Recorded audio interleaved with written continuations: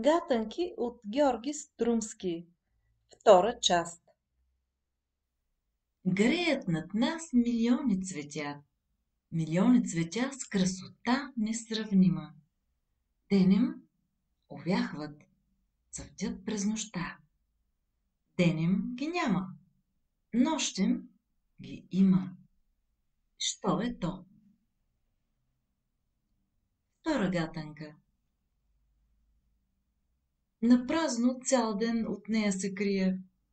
Тя тихо ме следва, не дава ми мира.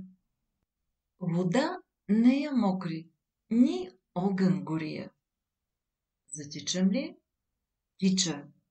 Поспра ли се? Спира. Дори ако кимна сърдито с глава, тя също ми кимва. Какво е това? Трета гатанка. Чудак. Навън го търсете между небето и земята, от капки му косата. А в локвички нозете. Що е то? Четвърта гатанка.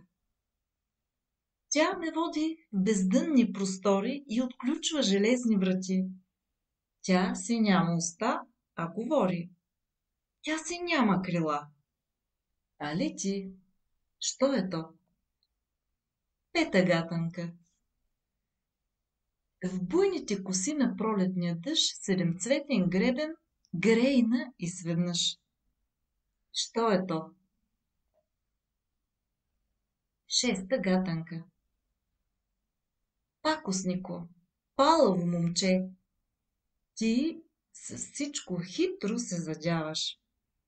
Рошиш разцъфтялото дръвче, птицата на клона полюляваш. Тичам си с подраскани нозе, падам, ставам, гоня те замая. Пакоснико, шапката ми взе, спри се, шегобиецо нехаен. Що е то? Седма гатанка.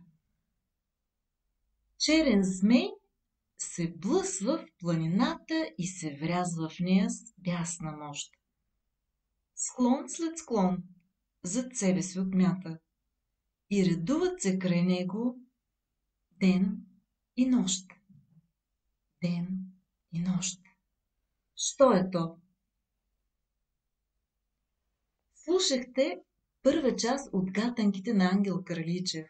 До нови срещи, мили приятели!